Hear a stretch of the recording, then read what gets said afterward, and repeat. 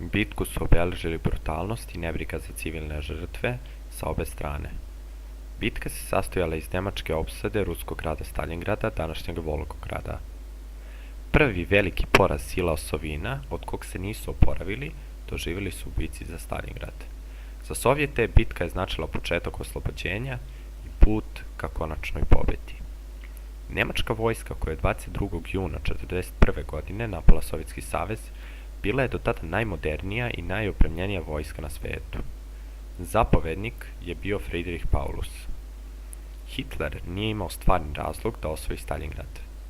Morao ga je opkoliti i nastaviti dalje, ali ovo su bili čisto ideološki, nego vojni ciljevi koji su dodatno opteretili nemačku vojsku, koja se neće lako oporaviti od ovog poraza.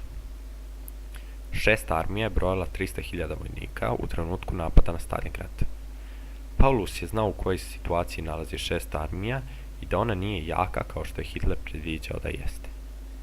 On je znao da neće moći na lak i jednostavan način da istera crvenu armiju iz grada, a uz to on je neprestano dovlačio pojačanje preko reke Volge. Reka Volga je neprestano bombardovana iz vazduha i sa zemlje. Nemačka vojska će iskusiti novu vrstu ratovanja. Biće vođene teške i krvave ulične borbe, a upotreba vojne tehnike biće izuzetno smanjena, što će doprineti da nemačke jedinice budu slomljene, a tehnologija beskorisna. Blitzkrieg ili munjeviti rat bio je neupotrebljiv. Šesta armija se više nikada nije vratila na brojno stanje pre bitke za Staljingrad i nikada nije bila tako jaka kao u vreme napada. Ta armija je de facto žrtvovana. Od 300.000 vojnika u Nemačku se vratilo svega 5.000 preživelih. Pobjeda Crvene armije kod Staljingrada potresla je vojni vrh Nemačke, izazvala potištenost njenih saveznika, posijala paniku i prouzrokovala nerešljive protivrečnosti u njihovom taboru.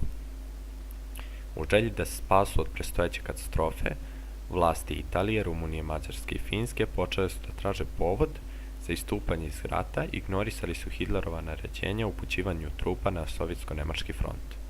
Od 1943.